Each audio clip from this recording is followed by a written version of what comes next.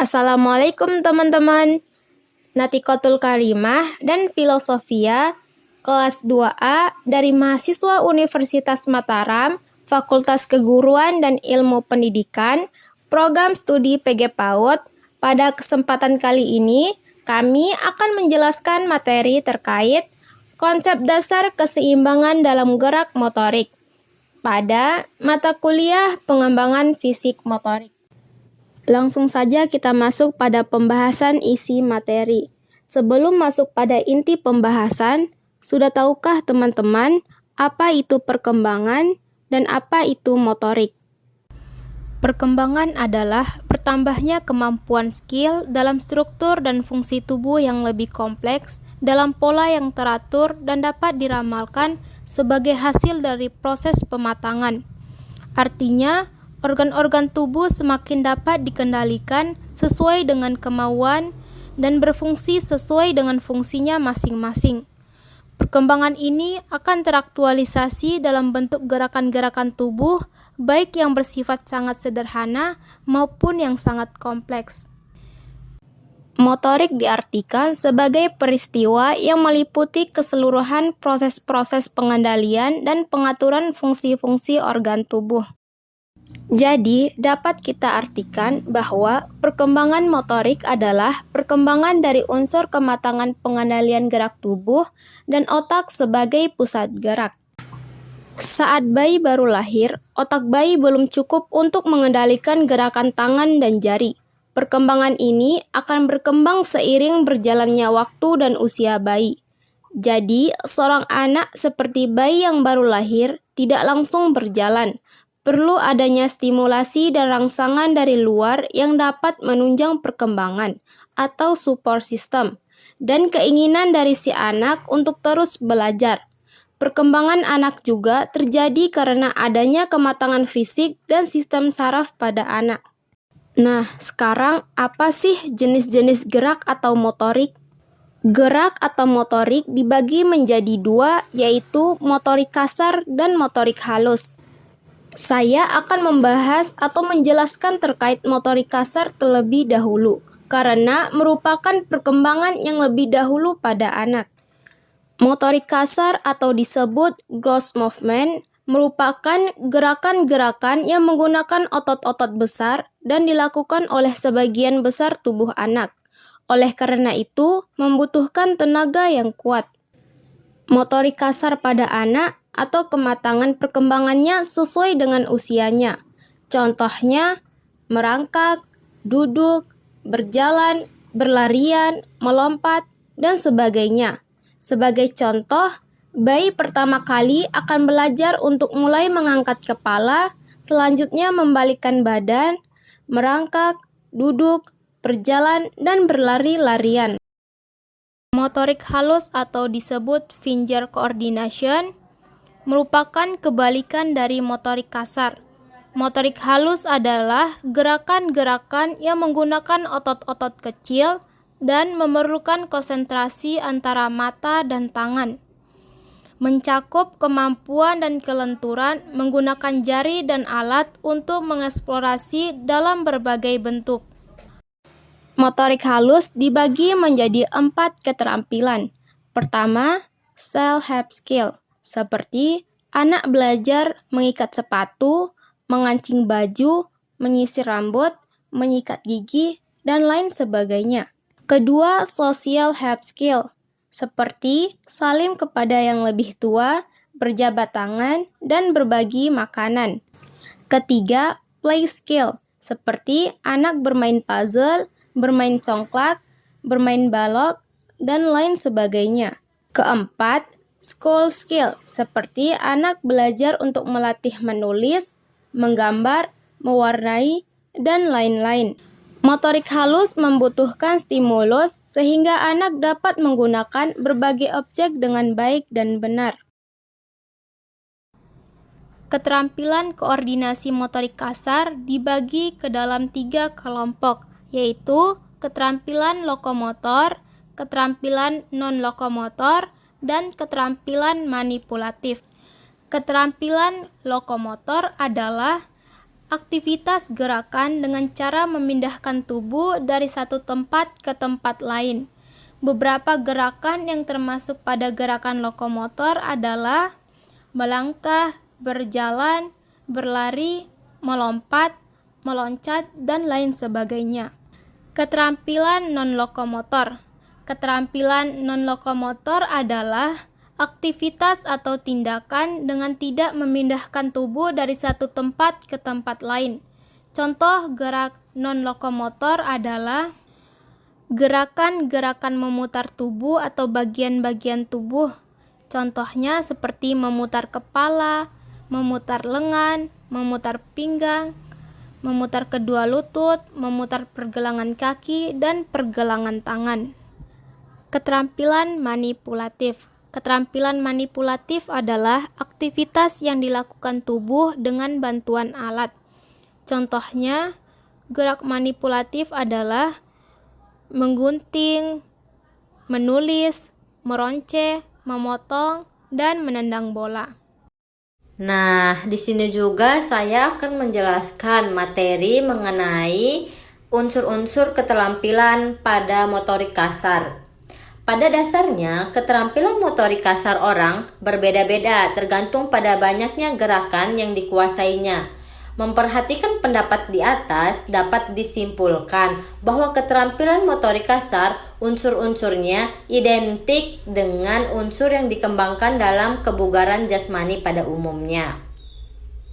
Keterampilan dan kontrol motorik menurut Bambang Sujiono 2005 menyatakan bahwa unsur-unsur kebugaran jasmani meliputi kekuatan, ketahanan, kecepatan, kelincahan, kelenturan, koordinasi, ketepatan, dan juga keseimbangan. Nah, mari kita bahas dulu yang pertama, yaitu kekuatan. Kekuatan adalah kemampuan seorang untuk membangkitkan tegangan terhadap suatu tahanan. Derajat kekuatan otot tersebut pada umumnya berbeda-beda setiap orang. Kekuatan otot dapat dikembangkan melalui latihan-latihan melawan tahanan yang ditingkatkan sedikit demi sedikit. Kekuatan merupakan hasil kerja otot yang berupa kemampuan untuk mengangkat, menjinjing, menahan, mendorong, atau menarik beban. Itu adalah kekuatan. Nah, kita bahas lagi yang kedua, yaitu daya tahan. Daya tahan adalah kemampuan tubuh mensuplai oksigen yang diperlukan untuk melakukan sesuatu kegiatan. Apabila seorang melakukan kegiatan latihan khusus untuk memperbaiki daya tahan tubuhnya, maka akan terjadi peningkatan kapiler-kapiler jaringan otot. Daya tahan otot adalah kemampuan otot atau sekelompok otot untuk menahan melakukan kegiatan dalam waktu yang lama. Itu adalah mengenai tentang daya tahan. Selanjutnya kita bahas tentang kecepatan. Kecepatan dapat diberikan dengan kegiatan latihan yang serba cepat, seperti lari dengan jarak yang pendek. Selanjutnya ada kelincahan. Kelincahan adalah kemampuan seseorang untuk bergerak secara cepat. Komponen kelincahan adalah melakukan gerakan arah perubahan secara cepat, berlari cepat, kemudian berhenti secara mendadak. Kecepatan bereaksi. Menurut Mahendra yang mengutip, kecepatan bergerak ditentukan oleh faktor-faktor. Ada 4 faktor-faktor yang menentukan, yaitu yang pertama, frekuensi rangsang yang tergantung pada kemampuan, kebutuhan, tekad, serta mobilitas saraf. Yang kedua, kecepatan kontraksi otot. Yang ketiga, tingkat tonasi gerakan. Dan yang keempat, keadaan kualitas otot tertentu, misalnya kekuatan otot serta tegangan otot, letak otot. Kelima, yaitu kelenturan. Nah, kelenturan adalah kualitas yang memungkinkan suatu segmen gerakan semaksimal mungkin menurut kemampuan rentan gerakannya. Fleksibel, seorang menentukan kemampuan gerak dari sendi-sendi. Yang ke-6 yaitu koordinasi. Koordinasi merupakan kemampuan yang mencakup dua atau lebih kemampuan spektual pola gerak, yaitu koordinasi mata dan tangan, dan kedua itu koordinasi mata dan kaki. Ketujuh, yaitu ketepatan. Kegiatan yang dapat dilakukan pada saat anak usia TK, misalnya melempar bola kecil ke sasaran tertentu atau memasukkan bola ke dalam keranjang. Yang kedelapan atau yang terakhir yaitu keseimbangan. Keseimbangan dapat diklasifikasikan menjadi dua macam, yaitu keseimbangan statis dan keseimbangan dinamis. Keseimbangan statis adalah kemampuan orang mempertahankan posisi tubuh tertentu agar tidak bergoyang atau roboh. Sedangkan keseimbangan dinamis adalah kemampuan untuk mempertahankan tubuh agar tidak jatuh pada saat sedang melakukan gerakan. Itu adalah materi yang membahas tentang pola umum dari perkembangan motorik pada anak. Nah, di sini saya akan menjelaskan materi mengenai pengertian keseimbangan. Apa sih itu pengertian keseimbangan? Nah, keseimbangan merupakan prasyarat penting untuk sebagian besar aktivitas dalam kehidupan sehari-hari bagi anak-anak. Ini adalah kemampuan kompleks untuk mempertahankan, mencapai, atau memulihkan keadaan keseimbangan tubuh saat anak berdiri, diam, bersiap untuk bergerak, ataupun bersiap untuk berhenti. Keseimbangan merupakan salah satu unsur pokok pada motorik. Kemampuan untuk mempertahankan keseimbangan gerakan, tingkah laku, sikap, dan konsentrasi otak ketika melakukan praktik gerakan. Keseimbangan pun dapat diartikan sebagai kemampuan relatif untuk mengontrol pusat massa tubuh atau pusat gravitasitas terhadap keterampilan motorik yang sedang dilakukan.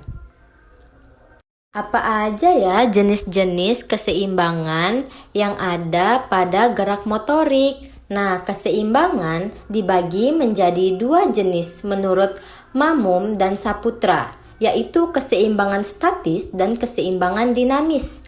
Keseimbangan statis adalah kemampuan untuk mempertahankan sikap, posisi badan ketika tubuh dalam keadaan diam.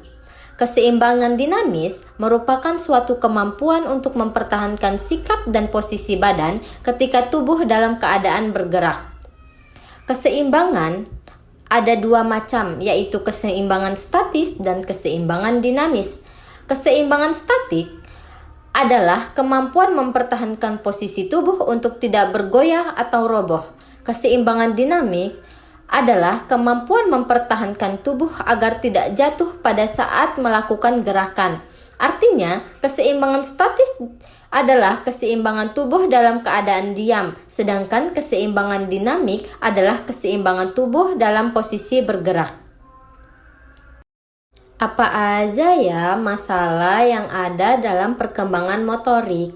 Anak usia dini tidak semuanya mengalami perkembangan motorik yang optimal sesuai dengan bertambahnya usia. Dalam beberapa yang menjadi masalah dalam perkembangan motorik diantaranya yaitu motorik kasar dan motorik halus. Nah, masalah dalam keterampilan motorik kasar yaitu masalah yang terkait dengan ketidakmampuan anak mengatur keseimbangan dan reaksinya kurang cepat serta koordinasinya kurang baik. Masalah keseimbangan mengatur tubuh pada dasarnya berhubungan dengan sistem vestibuler sebagai mengatur keseimbangan di dalam tubuh manusia. Masalah ini jika tidak cepat ditangani akan berdampak pada kesulitan dalam menjaga keseimbangan pada saat berjalan. Selain itu, kemampuan bereaksi dan koordinasi juga menentukan keterampilan motorik kasar anak. Masih banyak anak yang dalam berkreasi dan kacau dalam koordinasi gerakannya. Hal ini terjadi karena anak kurang diberi kesempatan untuk berlatih ataupun kemungkinan anak memiliki masalah dalam saraf motoriknya. Nah, ada juga masalah dalam motorik halusnya. Apa aja masalah yang ada pada motorik halus anak? Keterampilan motorik halus yang terjadi pada anak usia dini adalah terkait dengan kemampuan yang kurang dalam menggambar bentuk bermakna. Belum semua anak yang berusia 4 tahun menggambar dengan rapi. Anak jika sudah berusia 4-6 tahun belum bisa menggambar beberapa bentuk yang tergabung dengan baik menjadi suatu bentuk yang belum bermakna, perlu diwaspadai. Orang tua maupun guru perlu meninjau kemampuan anak dalam mengekspresikan apa yang ada di lingkungan sekitarnya. Selain itu, juga anak pada usia 4 tahun biasanya memiliki kemampuan yang semakin baik dalam mewarnai.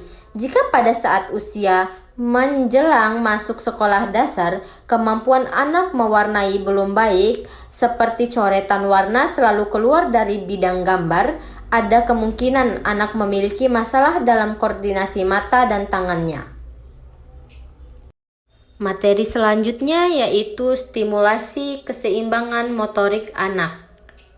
Untuk melatih keseimbangan motorik kasar anak dapat dilakukan misalnya dengan melatih anak berdiri di atas satu kaki. Jika anak kurang terampil berdiri di atas satu kakinya, berarti penguasaan kemampuan lainnya seperti berlari akan berpengaruh karena berarti anak tersebut masih belum dapat mengontrol keseimbangan tubuhnya. Dalam keseimbangannya, motorik kasar berkembang lebih dulu daripada motorik halus. Hal ini dapat terlihat pada saat anak sudah dapat menggunakan otot-otot kakinya untuk berjalan sebelum ia dapat mengontrol tangan dan jari-jarinya untuk menggunting dan mencoret.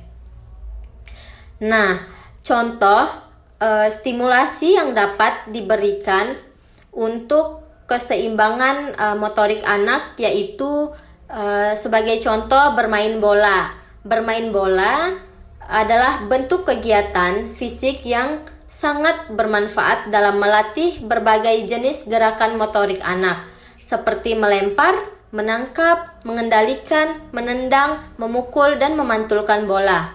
Saat bermain bola, anak harus menggunakan otot-otot besar di tubuhnya untuk melakukan gerakan-gerakan tersebut. Selain itu, kegiatan bermain bola juga berguna untuk mendorong keterampilan koordinasi mata dan tangan anak. Jangan lupa like, comment, and subscribe. Thank you for watching.